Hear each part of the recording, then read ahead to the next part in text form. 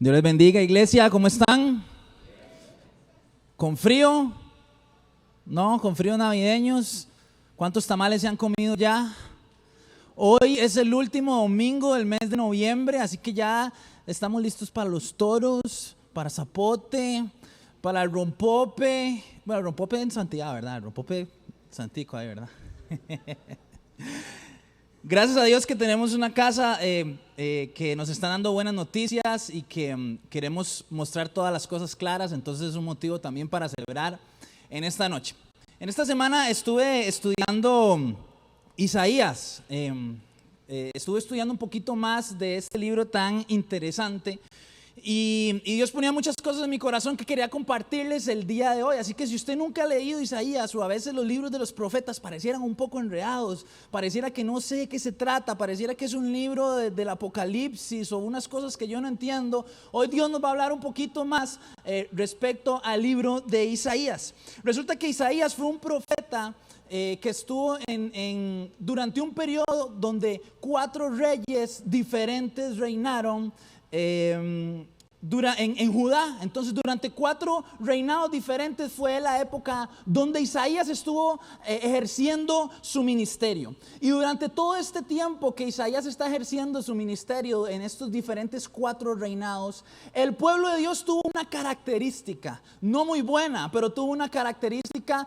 desde el primer capítulo prácticamente hasta el final del libro, y que era un pueblo que tendía a rebelarse a Dios, que tendían a no confiar en Dios. De hecho, cuenta la palabra, y usted lo puede leer, que fueron infieles, que fueron homicidas, que adoraron a otros dioses, que pecaron contra Jehová una y otra vez, ¿verdad? Entonces durante todos los reinados, una y otra vez el pueblo como que volvía a Dios, pero luego dejaban de confiar en Él, y era una lucha constante. De hecho, la palabra nos muestra como ellos una y otra vez pensaban en hacer alianzas con otros pueblos, en hacer alianzas con los de Babilonia o con los egipcios, porque las cosas no van bien, porque alrededor en todo Judá las cosas no iban bien, y ellos iban a adorar a otros dioses. Ponían su mirada en la fortaleza militar de otros pueblos, en la fortaleza económica de otros pueblos.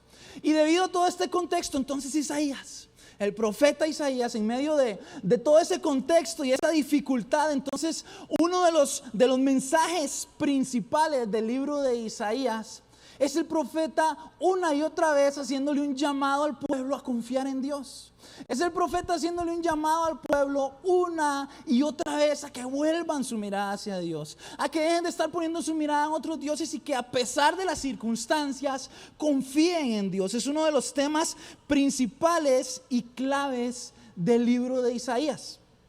Entonces, una de las enseñanzas más grandes que nos dejan es este pueblo en medio de las circunstancias en las que se encontraban, y cómo el enemigo venía a robarle la confianza en Dios. Y el profeta entonces les traía palabra, y sucedía otra cosa, el enemigo les robaba la confianza en Dios, y entonces el pueblo ponía su mirada en otras cosas, en otros dioses, empezaban a sentir una desesperanza y se alejaban de Dios. Entonces, una de las enseñanzas más grandes es cómo el enemigo trabajaba para robarles la confianza a ellos, para alejar su mirada de Dios, para hacerlos sentir como que todo iba a estar mal, como que todas las cosas iban a salir mal, como que ya no podían tener esperanza a futuro. Y fue exactamente lo que la pastora Ivette decía ahorita, que Dios le ponía en el corazón, como el enemigo quiere venir a robarnos esa esperanza del futuro. Y en estas épocas suele pasar un poco. Entonces tal vez creo que Dios era que quería traer esa palabra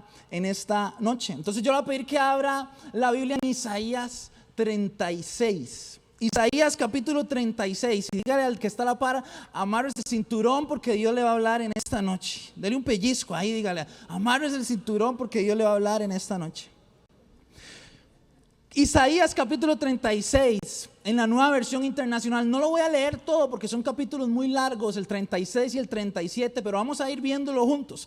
Resulta que en este momento, como les contaba, el pueblo siempre solía poner su mirada en otras cosas, y en este capítulo el contexto nos dice que toda la ciudad, todo Judá, estaba siendo atacada por Asiria.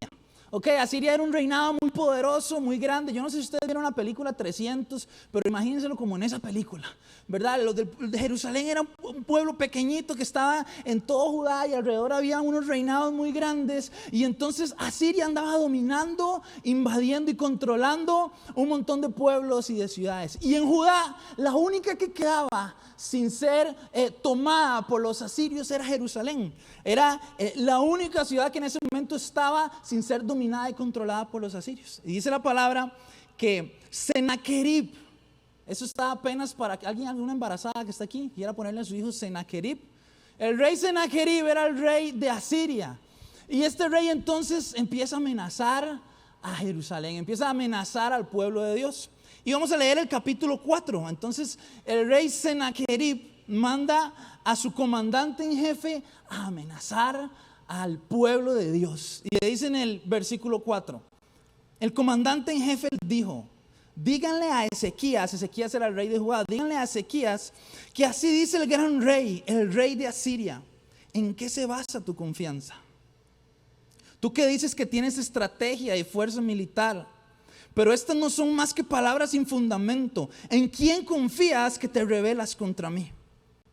Entonces este gran imperio que quería dominar a Jerusalén, lo que comienza a hacer es empezar a enviar a una persona que constantemente los quería llenar de temor. Y empieza a atacar al pueblo de una forma muy interesante, porque empieza a atacar el fundamento de su confianza. Les empieza a preguntar: ¿en qué se basa tu confianza? ¿En quién confías? ¿En quién confías que crees que te va a rescatar de esta? ¿En quién confías que todo alrededor está hecho un caos? Que tu familia está hecho un desastre, o que tu economía está hecho un desastre, o que el futuro no se ve muy prometedor. ¿En quién confías que crees que te va a rescatar? Y la verdad es que el enemigo así es como trabaja. El enemigo no trabaja de un día para otro metiéndonos un golpe en nuestra vida o en nuestra familia. Él entra muy sutilmente y empieza a hacerte dudar, empieza a hacerte preguntas, porque la realidad es que en una relación lo más importante es la confianza, ¿sí o no? ¿Qué pasa cuando en una relación de noviazgo se pierde la confianza? Cuando en una relación de matrimonio se pierde la confianza, es muy difícil. Y el enemigo lo sabe, entonces él empieza a atacar la relación de ese pueblo con Dios. Y le empieza a preguntar: ¿en quién confías? ¿En quién estás confiando que crees que lo que está sucediendo afuera no te va a suceder a vos? Y eso es lo que el enemigo hace con nuestras vidas. Muchas veces las circunstancias están difíciles y están duras, pero aquí estamos creyendo y confiando en Dios. Pero él empieza y se para al frente tuyo y te dice: ¿en quién confías? ¿En quién estás confiando? ¿Por qué crees que tu fe te va a rescatar o que tu Dios te va a rescatar? Y empieza a trabajar en esa parte, porque una relación sin confianza está destruida. Una relación sin confianza plena empieza a resquebrajarse, a quebrarse, porque empezamos a dudar de esa persona en la cual confiábamos. Entonces, en una relación de matrimonio, de noviazgo, si ya no hay confianza, ya no estás tranquilo, si no tienes la clave del celular, porque crees que algo va a pasar. Y por ahí se mete el enemigo. Cuando no confiamos 100% en nuestro Dios y Él empieza a atacar el fundamento de nuestra fe, que es la confianza, que Él es un Dios bueno, que nos ama, que nos cuida, empieza a resquebrajar nuestra relación con Él. Y es muy interesante porque le dice: tú dices que tienes estrategia y fuerza militar, pero estas no son más que palabras sin fundamento. Y el enemigo empieza a trabajar en ellos, a decirle que esas palabras que usted dice son palabras sin fundamento. Eso que Dios te ha dicho, eso usted se lo imaginó. Esas palabras que Dios te ha dicho son palabras sin fundamento. Lo que está sucediendo afuera te va a llegar a suceder a vos. Eso que estás soñando nunca lo vas a alcanzar. Y quiere empezar a golpear una y otra vez nuestra confianza en Dios. Esas palabras son palabras sin fundamento. Quiere empezar a golpear el fundamento de lo que somos, de lo que creemos, de las palabras que Dios ha sellado en nuestra vida y corazón, de esos sueños que tenés, de esas palabras que tenés de tu familia, de tu matrimonio, de tus hijos, de tu futura empresa, de tus sueños. Esas palabras el enemigo se para y te dice: son palabras sin fundamentos. ¿En quién estás confiando? Pero algo muy interesante de esto, que es que a pesar que el enemigo estaba intentando entrar con temor, la realidad es que las circunstancias de vida, los momentos duros y difíciles que nos quieren venir a golpear, como este rey que estaba amenazando al pueblo, de verdad nos hace meditar y pensar en quién está puesta nuestra confianza. Cuando viene un golpe que no esperábamos, cuando viene una presión en nuestra vida personal, cuando viene una presión en nuestras circunstancias, en nuestras relaciones, de verdad nos hace meditar y pensar, y es como que se nos pone a prueba si estamos confiando 100% en Dios o no. Y dice el versículo 11, vamos a brincar al 11, Eliaquim, Sebna y Joa le dijeron al comandante en jefe: por favor, háblele usted a sus siervos en arameo, ya que lo entendemos. No nos hable en hebreo, que el pueblo que está sobre el muro nos escucha.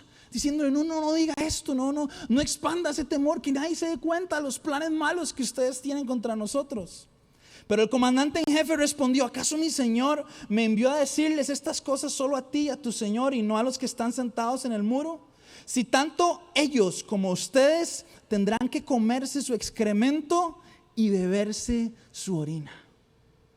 Y vea qué palabras más amenazantes y más duras le está soltando al pueblo. Primero le empieza a mover su confianza, les empieza a resquebrajar su relación con Dios, a preguntar que por qué están confiando en ese Dios, y luego les empieza a mostrar imágenes. Les empieza a decir: ustedes van a terminar comiéndose su excremento y tomándose su orina. O sea, ustedes tienen el peor panorama posible. Las circunstancias están tan difíciles y esas circunstancias van a ser para ustedes también. Les empieza a pintar un panorama de temor, un panorama donde ya no solamente tengo ciertas dudas, no estoy seguro si confío tanto en Dios o no, o tal vez digo que confío en Él, pero de repente estoy lleno de temor. Y lo que se vislumbra allá afuera, tal vez de verdad me va a pasar a mí también.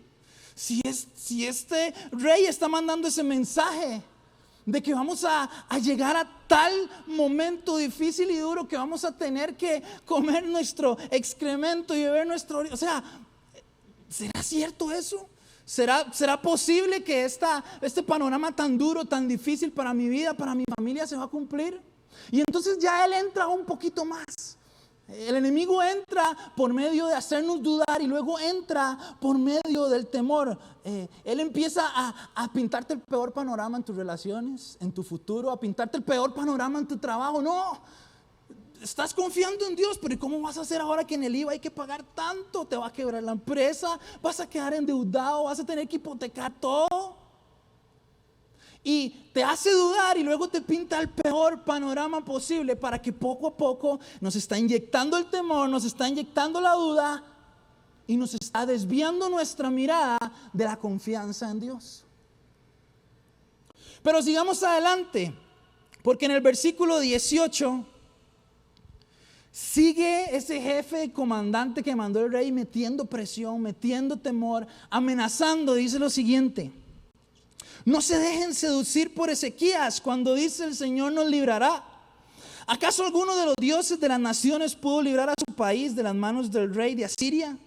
¿Dónde están los dioses de Hamad y de Arfad? ¿Dónde están los dioses de Sefarvayim? ¿Acaso libraron a Samaria de mis manos? ¿Cuál de todos los dioses de estos países han podido salvar de mis manos a su país? ¿Cómo entonces podrá el Señor librar de mis manos a Jerusalén? Entonces, en esos momentos donde dudamos, donde Él ya tocó nuestra confianza, donde nos pintó el peor panorama y queremos volver a ver a Dios, automáticamente el enemigo viene y dice: no se deje seducir por esa palabra de Dios que te dijo que Él te iba a ayudar, que te iba a librar. ¿Acaso los otros dioses pudieron librar a los otros pueblos?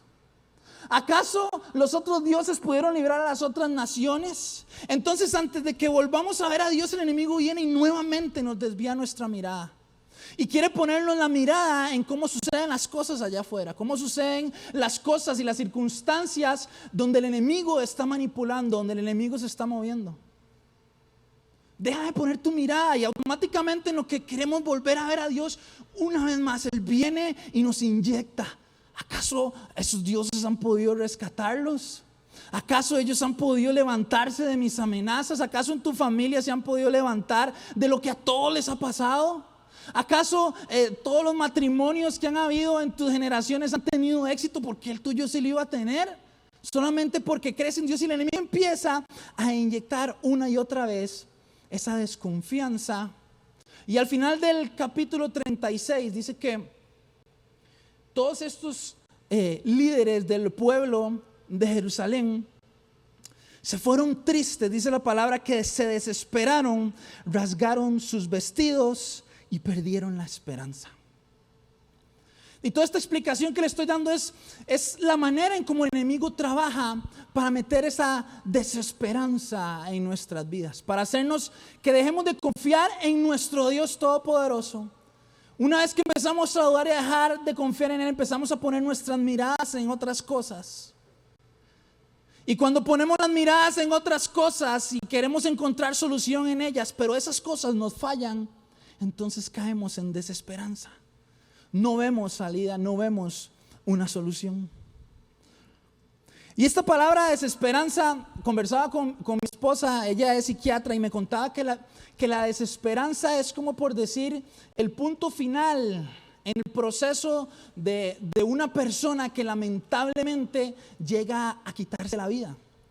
En psiquiatría, cuando se habla de desesperanza, se habla como de ese lugar, ese túnel sin salida, donde ya cuesta muchísimo que por más a nivel terrenal, consejos, seguimientos, incluso médicos, si se cae en la desesperanza, es muy difícil porque no hay nada que te vuelva a levantar la fe. Y es muy interesante porque yo creo que vivimos en una sociedad desesperanzada. De hecho, estuve leyendo mucho al respecto y es muy interesante porque las películas más taquilleras y las series más taquilleras son las que tienen el peor final. Si usted se da cuenta, las películas que están full y que hacen la mayor cantidad de gente asistiendo son las de invasiones de zombies, desastres naturales, caos políticos, desastres nucleares, porque como que vivimos en una sociedad que en la época en la que estamos nos sentimos desesperanzados. De hecho, hay un autor, Eric Uslaner, que él escribió un libro que se llama La razón por la cual los millennials no confían en otros. Y él decía que antes las generaciones anteriores solían tener el pensamiento que el porvenir iba a ser mejor, que lo que viene iba a ser mejor. Pero él escribe en ese libro que la generación actual es la primera generación que están seguros de que están y estarán en peores condiciones que sus padres.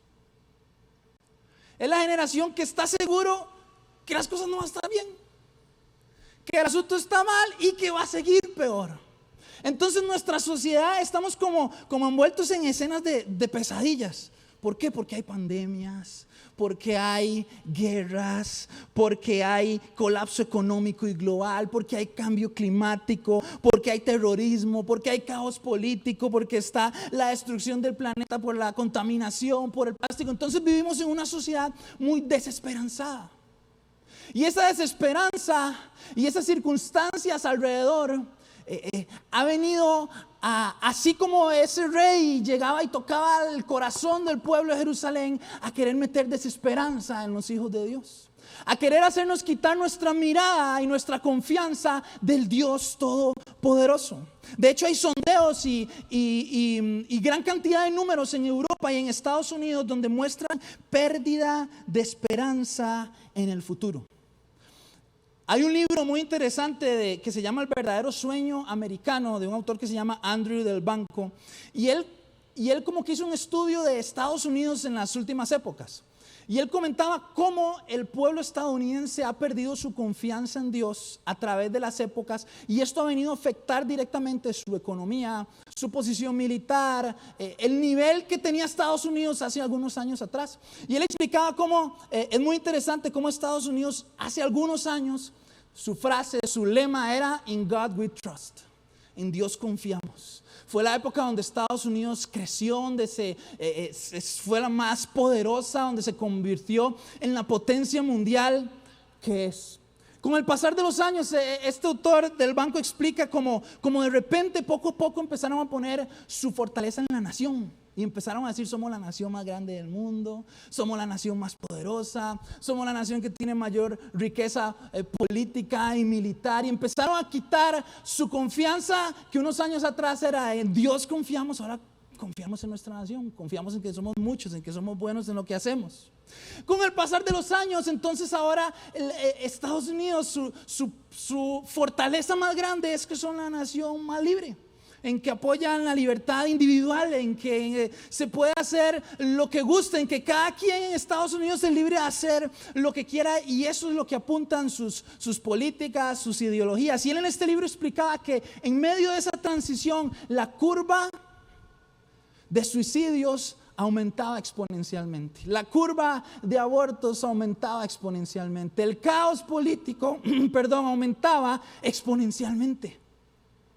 Porque en algún momento empezaron a desviar su confianza y su fundamento de en Dios confiamos, y fue poco a poco desviando su mirada hacia otras cosas. Y es que la realidad es que en etapas de nuestra vida, las circunstancias, así como a ese pueblo, nos han hecho desviar nuestra mirada, desviar nuestra confianza y hasta sentirnos desesperanzados del futuro, sin fe en lo que pueda venir, sin fe en lo que pueda alcanzar, sin fe en el Dios al que le servimos, sin fe en el Dios que nos ha prometido tantas cosas maravillosas en nuestras vidas y familias.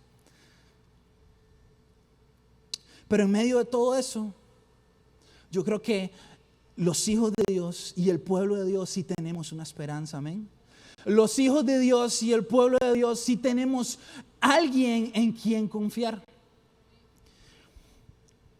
Estaba leyendo y la raza negra en la época que fueron esclavos, que fueron completamente esclavizados, torturados, trabajaban de formas indescriptibles.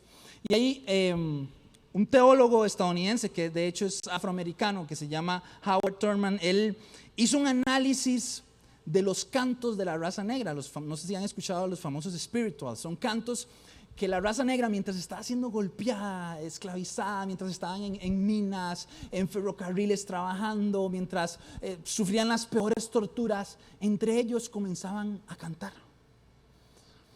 Cuando no había ninguna esperanza, cuando el panorama era el peor, ellos comenzaban a cantar esos famosos spirituals y se hicieron famosos. Y este autor los estudia y trata de encontrar la respuesta. ¿Por qué? ¿Por qué una persona con un panorama tan duro y tan difícil como los que vivían ellos en esa época, esclavizados, completamente separados de la sociedad, tratados como escoria y como basura, cómo encontraban ellos el ánimo para cantar juntos, para adorar juntos? Y empezó a estudiar todos estos cantos y encontró algo en común. Y lo que encontró en común en todos estos cantos es que cada uno de ellos expresaba confianza en Dios. Algunos cantos hablaban de así como Dios rescató al pueblo a través de Moisés, también los iba a rescatar a ellos. Otros cantos expresaban la confianza en Dios, que aunque en esta vida todo fuera difícil, había un Dios que estaba con ellos y que no los iba a dejar. De hecho, usted se puede meter en YouTube y hay un montón y es increíble. Mi esposa es de la raza negra, entonces ella me cuenta mucho el contexto, que había Limón también de eso, y es una historia muy profunda. Pero al final él como en resumen y como en síntesis de lo que habla en el libro, él dice: ¿por qué ellos estaban llenos de esperanza? ¿Por qué? ¿Por qué estaban llenos de esperanza a pesar de las circunstancias? Y él dice: estaban llenos de esperanza porque su esperanza era de otro mundo. Porque su esperanza no estaba basada en absolutamente nada de lo que podían ver o hacer en esta tierra. Su esperanza estaba basada en alguien que sí les podía responder, porque sabía que lamentablemente aquí no había alguien en ese momento que les respondiera. Y es muy interesante e increíble cómo pasan los años y ahora ellos tienen otro panorama, pero lo que los mantuvo firmes a ellos fue esa confianza en Dios. Fue creer y saber que Dios, a pesar de las circunstancias, estaba con ellos. Y había un futuro esperanzador para ellos, o al menos para las futuras generaciones, y que no se iban a rendir. Que no iban a aceptar su realidad actual. Que su realidad actual no los definía y que no era su realidad para el resto de su vida. Tim Keller, en su libro Una fe lógica, dice: lo que creemos sobre el futuro determina cómo vivimos en el presente. Y que es cierto eso. Lo que creemos en el futuro es lo que nos da ánimo, lo que nos da fuerza, lo que nos da confianza para levantarnos hoy. Lo que crees en el futuro es lo que te va a hacer mañana levantarte con ganas, con gozo y con ánimo y con fe de ir a tu trabajo un lunes donde uno lo que quiere es quedarse durmiendo hasta las 10 de la mañana. Y yo, como mi día libre el lunes, mañana me levanto a las 10 de la mañana. Entonces, te lo repito, lo que creemos sobre el futuro determina cómo vivimos el presente. Entonces el enemigo quiere robarte la fe en el futuro para desgraciar tu presente. El enemigo quiere robarte la confianza en el futuro, en nuestro Dios, en lo que Él ha prometido con nosotros para desgraciarte la vida en el presente. Pero no importa lo que esté sucediendo en el presente, si tu fe y tu confianza en el futuro está puesta en Dios, nada de lo que pase hoy va a poder robarme el gozo, la bendición y la confianza en Dios. Nada de lo que suceda hoy va a poder desesperanzarme a tal punto de que no encuentre una salida. Porque si mi confianza en el futuro está firme, no importa lo que pase en mi presente, es pasajero. No me controla, no me domina, no es todo en mi vida, no es mi identidad. Lo que esté pasando en el presente, puedo saber y confiar que mi Dios todopoderoso está conmigo y que en Él hay esperanza. ¿En dónde está puesta tu confianza? Te pregunto hoy, ¿en dónde está puesta tu confianza? ¿Está puesta en Dios? Y entonces vamos al capítulo 37, a ver qué sucedió. En el capítulo 37, entonces estos hombres van corriendo donde el rey y le cuentan todo lo que sucedió. Le cuentan las amenazas, le cuentan todo en detalle lo que había sucedido. Y entonces el rey en ese momento tiene que tomar una decisión. Si usted lee del versículo 1 al 3, dice la palabra de Dios que el rey entró en el templo, rasgó sus vestidos, se vistió de luto. Dice, escuchó esto, se rasgó las vestiduras, se vistió de luto y fue al templo del Señor. Es muy interesante porque en ese momento el rey tenía que tomar una decisión de qué iba a hacer con toda la información, con todas las amenazas, con todo el temor, con todo el ataque que había venido al pueblo, a su vida, a su mente, a su corazón. Y la realidad es que el temor viene a nuestras vidas y siempre nos deja dos caminos. Porque la realidad es que de ahí sí había una posibilidad de que el pueblo pasara y sufriera todas esas amenazas. Si era un reinado de Asiria tan poderoso, había una posibilidad de que todos en realidad tuvieran que pasar por esas amenazas. Porque el temor siempre nos deja dos caminos, pero nosotros decidimos si queremos creerle al temor o si queremos creerle a la palabra de Dios. En realidad el temor es como fe negativa, como fe contraria. Yo decido poner mi fe en lo que Dios dice y creerle a Él, o decido creer en las palabras que el enemigo dice. Hace unas semanas estaba hablando con mi esposa porque queríamos ver si hacemos un viaje el otro año, pero empezamos a pensar, no, pero es que de ahí los últimos años los aviones cuando pasan el charco allá hacia Europa como que se han caído más, ¿verdad? Como que hay estadísticas que, ¿verdad? Pero no nos tiene por qué pasar a nosotros. Y ahí, y otro día otra noticia y me manda el link. Resulta que en los últimos años más ataques terroristas y más latinos mueren en Europa. Y Dios mío, ¿verdad? Entonces, ¿qué pasa? Yo puedo decidir, y mi esposa y yo podemos decidir de no hacer ningún viaje, o porque se nos va a caer el avión, o porque nos va a matar en un atentado terrorista. ¿Es una posibilidad? La verdad es que sí. No sé qué porcentaje, pero es una posibilidad, puede que suceda. Pero yo no me voy a privar de ir a disfrutar y de creer en Dios, de que todo va a ir bien, por creer de que el avión se va a caer, o que me van a matar en un atentado terrorista. Entonces, el temor siempre trabaja de esa manera. Hay una posibilidad, ese pueblo tenía la posibilidad de que los hicieran comerse su excremento y tomarse su orina. Pero el rey tenía que tomar una decisión en creer esas palabras o en confiar en Dios. Y todos los días nos enfrentamos a eso. ¿Hay una posibilidad de que las cosas vayan mal en tu negocio? Sí. ¿Hay una posibilidad de que las cosas no vayan bien con ese sueño que tenés? Sí. Pero es tu decisión creer a esas palabras o volverte y creerle a Dios. Es tu decisión. Entonces el rey se enfrenta a ese momento, pero dice que el rey entró en el templo, rasgó su vestido, se vistió de luto. O sea, que las emociones son válidas. Las emociones son válidas. Sentirse mal, sentirse frustrado, sentirse enojado, sentir que las cosas no van a ir bien son válidas. El tener fe en Dios no quiere decir negar la realidad. Pero él se rasgó sus vestidos, se vistió de luto, pero entró en el templo y llamó al profeta. Entró en el templo a buscar de Dios y llamó al profeta para escuchar la voz de Dios. Porque él primero escuchó la voz del temor, la voz del enemigo, la voz de lo que podía suceder, pero automáticamente le puso pausa, dijo: ok, ahora yo voy a ir a escuchar qué es lo que dice Dios. Tráigame al profeta. El profeta era la voz de Dios para el pueblo, y él decidió ir a escuchar la voz de Dios para el pueblo. Porque yo le tengo una noticia: por cada palabra que el enemigo te dice, hay una palabra de Dios que es más poderosa. Por cada palabra de temor que el enemigo te dice, hay una palabra de Dios que te da una promesa. Por cada situación de desesperanza que el enemigo trae, hay una palabra de Dios que te da confianza y te da esperanza. Entonces el profeta se sintió mal, lloró, hizo lo que tenía que hacer, pero fue donde Dios y fue llamar al profeta para escuchar su voz. Y a veces es muy sencillo escuchar la voz del enemigo, pero no nos atrevemos a ir a escuchar qué es lo que dice Dios. Por cada temor, por cada circunstancia, por cada miedo, por cada lucha, hay una palabra de Dios que es más fuerte para tu vida. Y ese fue la clave del éxito del pueblo, de lo que sucedió ahí. ¿A cuál voz le estás poniendo más atención? Porque esa sí es una decisión tuya.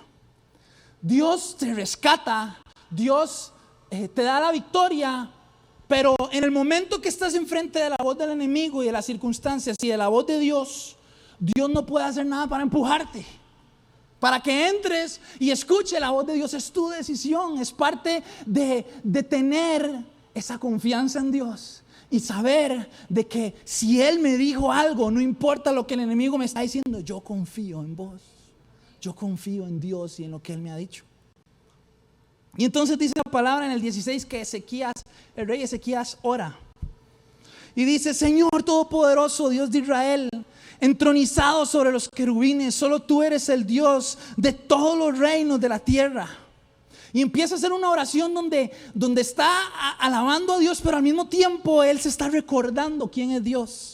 A veces las oraciones lo que hacen es eso, más que sí, exaltar a Dios, pero al exaltar y adorar a Dios te está recordando a vos mismo quién es ese Dios. Y te está afirmando: sí, eres el Dios de todos los reinos, tú has hecho los cielos y la tierra.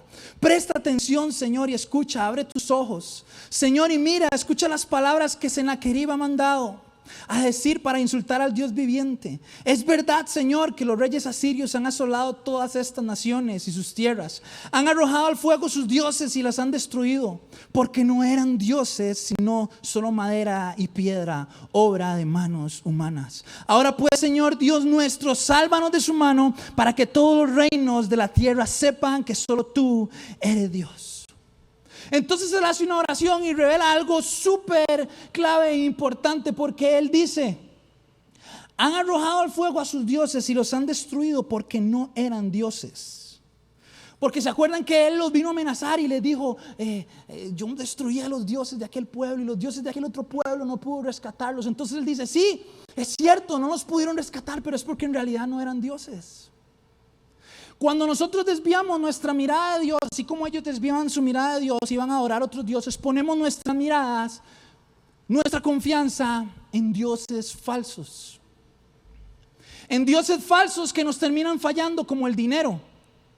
En dioses falsos que nos terminan fallando, como el estrato social. En dioses falsos que nos terminan fallando, como el poder, el éxito, la economía. Incluso la economía social o la popularidad, la posición laboral. Desviamos nuestra mirada de Dios y ponemos nuestra mirada ahí. Pero ese Dios, que puede ser el dinero, que es lo que te hace sentir confianza, porque te llega semana a semana a la billetera, quincena a quincena a tu cuenta mensual. Cuando ese Dios te falle, porque te va a fallar. Cuando esa posición te falle, porque te va a fallar. Cuando esa popularidad te falle, cuando en lo que has puesto tu confianza y lo has convertido tu Dios te falle, porque te va a fallar, te vas a quedar sin nada al frente. Y entonces ahí en ese momento él dice, esos dioses les han fallado porque no eran dioses. Pero dice, ahora pues, Señor, Dios nuestro, sálvanos de su mano para que todos los reinos de la tierra sepan que solo tú eres Dios. Solo tú eres el Dios verdadero en que podemos confiar. No hay Dios alguno que nos pueda respaldar. No hay Dios falso alguno que te pueda dar la victoria, porque todos nos van a fallar en algún momento. Todo aquello en lo que has depositado tu confianza el día de mañana puede desaparecer. Y en ese momento es donde tenemos esa crisis de identidad, esa falta de confianza y caemos en desesperanza, caemos en ese túnel donde creemos que no hay salida. Pero esos dioses no son el Dios al cual vos y yo le servimos. Ese no es el verdadero Dios. Y continúa diciendo la palabra. Una vez que el rey hizo esa oración, aparece en escena el profeta Isaías, la voz de Dios. Una vez que el rey oró, buscó la presencia de Dios a pesar de las circunstancias, se acordó de quién era su Dios, vino Dios respondiendo. Y en medio de todo eso, aún así seguía el enemigo mandando palabras. Si usted se lee todo el 37, se va a dar cuenta que el rey de Asiria se dio cuenta. Entonces envió otra gente y lo seguía amenazando, lo seguía presionando. Pero entonces dice en el versículo 30, esta será la señal para ti, Ezequías. Este año comerán lo que crezca por sí solo, y el segundo año lo que de allí brote. Pero al tercer año sembrarán y cosecharán, plantarán viñas y comerán su fruto. Empieza Dios a profetizarles, ¿qué? Que ustedes van a comer estiércol, lo que van a beber su orina. De una vez les digo, y no les hablo para este año, les hablo para el presente y para el futuro, les dice Dios. Este año va a comer de lo que crezca, el segundo de lo que allí brote, y el tercero van a sembrar y cosechar, plantarán viñas y comerán su fruto. Empieza Dios a respaldar a través de la palabra de Dios, a través de la boca de Dios, a enseñarles y mostrarles que podían confiar en Dios. Y sigue diciendo el 31, una vez más los sobrevivientes de la tribu de Judá echarán raíces abajo y arriba darán fruto, porque de Jerusalén saldrá un remanente del monte de Sión, un grupo de sobrevivientes. Esto lo hará mi celo del Señor Todopoderoso. Yo el Señor declaro esto acerca del rey de Asiria: no entrará en esta ciudad, ni lanzará contra ella una sola flecha. No se enfrentará a ella con escudos, ni construirá contra ella una rampa de asalto. Volverá por el mismo camino que vino. En esta ciudad no entrará. Yo el Señor lo afirmo. La palabra de Dios viene directamente, dice, yo el Señor lo afirmo, yo el Señor te lo prometo. Y qué poderoso cuando entonces tenemos todo el panorama duro, complicado, difícil, pero viene Dios a decirnos: si confías en mí, yo el Señor soy el que te voy a rescatar. Yo el Señor es el que estoy con vos. Yo el Señor es el que te doy esperanza en tu familia, en tu relación, en tu matrimonio. Yo el Señor soy el que te doy esperanza en tus sueños, en tu futuro, en esa enfermedad. Yo el Señor soy el que te doy esperanza. Le voy a pedir a la banda si me puede acompañar, por favor. Si decides confiar en Dios, nuestro Dios nunca nos va a fallar. Podemos tener esperanza en Él. Dios no se guía por lo que suceda afuera. Dios no se guía por lo que le haya sucedido a tu familia. Dios no se guía por lo que está sucediendo en la economía. Dios no se guía por lo que está sucediendo a tu alrededor. Todo el pueblo de Judá estaba completamente dominado por los asirios, pero Él dijo: ni una sola flecha va a tocar a mi pueblo, el que ha confiado en mí. Wow, esa es la confianza que podemos tener en el Dios al que le servimos. Pero ¿por qué vino esto? Porque el rey decidió no creer en el temor. A pesar de que las circunstancias eran reales, duras y difíciles, decidió ir a la presencia de Dios y escuchar la voz de Dios. Decidite a escuchar la voz de Dios más que la del enemigo, más que la de las circunstancias, más que la del temor, más que la de la prueba. Cuando escuchas la voz de Dios y te acordás quién Él es, vuelve la esperanza. Empiezas a ver tu futuro prometedor y esperanzador. Empiezas a ver luz en tu futuro, esperanza. Aunque vivamos en una sociedad desesperanzada, el pueblo de Dios no tiene por qué estar desesperanzado. Aunque vivamos en una sociedad desesperanzada, los hijos de Dios sí tenemos en quien confiar. Sí tenemos una esperanza. Y dice el versículo 36: entonces el ángel del Señor salió y mató a 185,000 hombres del campamento asirio. A la mañana siguiente, cuando los demás se levantaron, allí estaban tendidos todos los cadáveres. Imagínense esa imagen. Una pila de 185,000 cadáveres a causa de que alguien se decidió a confiar en Dios. Una pila de 185,000 enemigos a causa de que alguien no escuchó la voz del enemigo, sino que escuchó la voz de Dios. Así que Sennacherib, rey de Asiria, levantó el campamento y se retiró, salió huyendo, así como Dios lo había dicho. Volvió a Nínive y permaneció allí. Pero un día, mientras adoraban el templo de su dios Nisroch, sus hijos Adramelech y Sarecer lo mataron a espada y escaparon a la tierra de Arad. Se cumplió la palabra de Dios.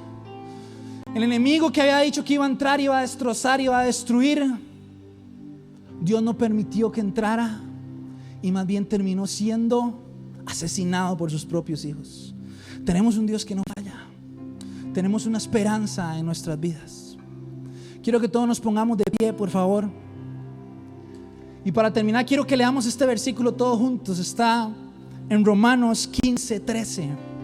Si me lo pueden poner, Romanos 15:13, la nueva versión internacional.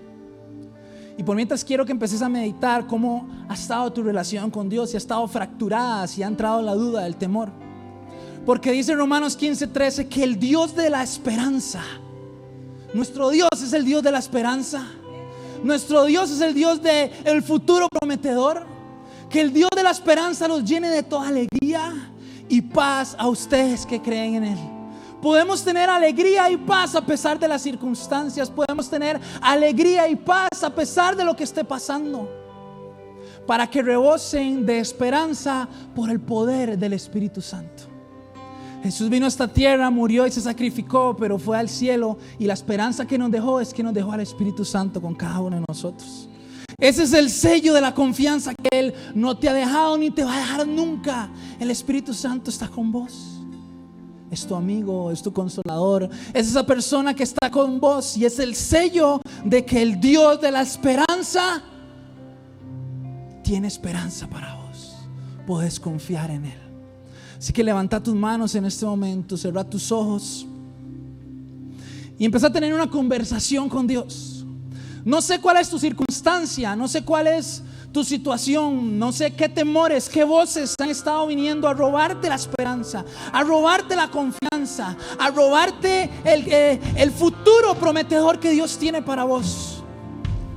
En este momento empezá a meditar en esas voces, en esos temores, en esos ataques, en esas circunstancias, en esas cosas que el enemigo ha querido venir a hacerte creer.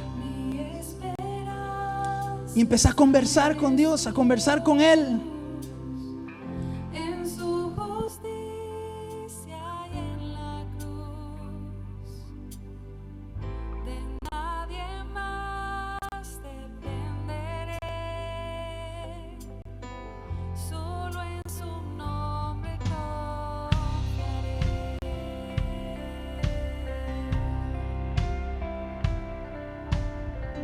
Mi esperanza está en Jesús.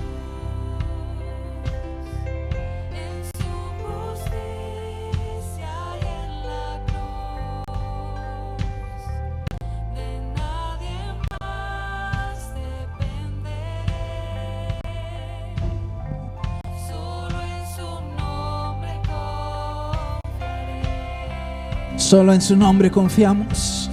Levante sus manos y dígalo con todo su corazón. Fuerte soy, solo Él, mi roca es, sobre la tempestad, Él es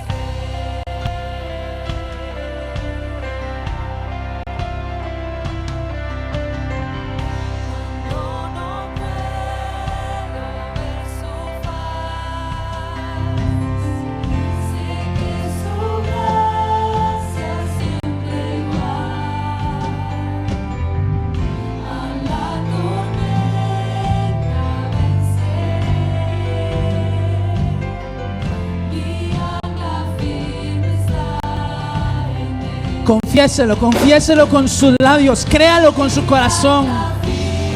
Afirme su ancla en esta noche en Dios. Él te está haciendo un llamado a confiar en Él, a confiar en su amor. Dígale: Dios, en ti fuerte soy. Solo vos sos mi fortaleza, mi confianza.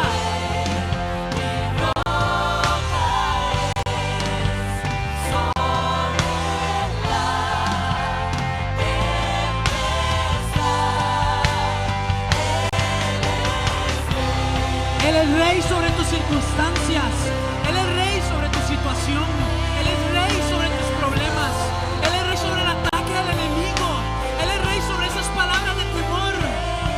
Él es rey sobre tu familia. Él es rey sobre lo que estás atravesando. Hay esperanza en Dios. Hay esperanza en nuestra roca firme.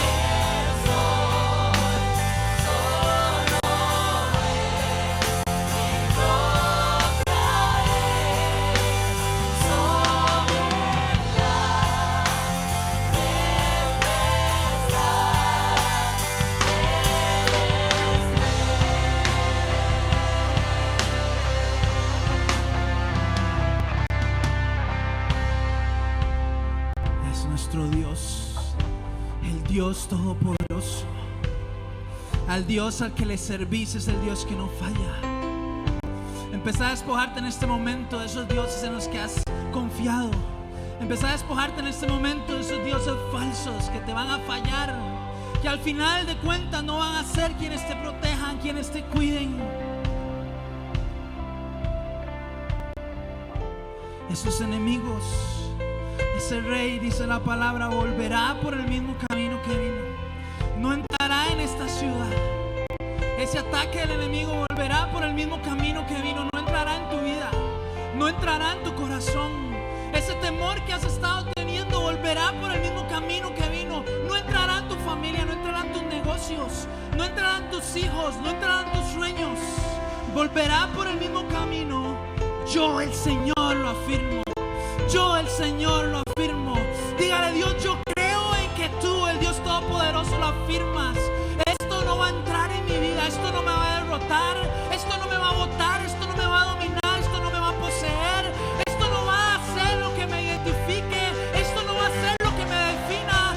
Yo, el Señor lo afirmo. Yo, el Señor, lo afirmo. Que estoy con vos hasta el fin de los tiempos, que estoy contigo y nunca te voy a dejar, que no te he fallado y nunca te voy a fallar. Atrévete a creerle a Dios. Atrévete a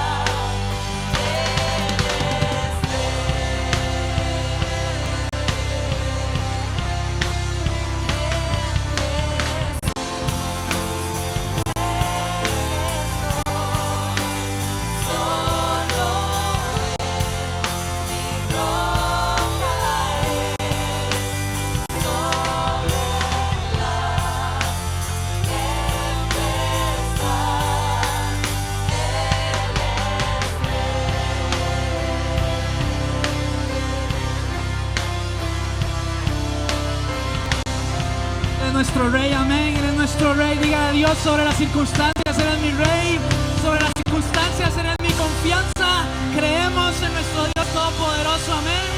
Dale un aplauso a Él. Diga a Dios: confío en vos. En ti mi futuro está seguro. En ti mi familia está segura. En ti mis sueños están seguros. En el nombre poderoso de Jesús. Dios les bendiga. Nos vemos el martes. Estamos en un estudio bíblico, no se lo pierda. Salude a alguien que está a la par y dígale: en Dios tenemos esperanza.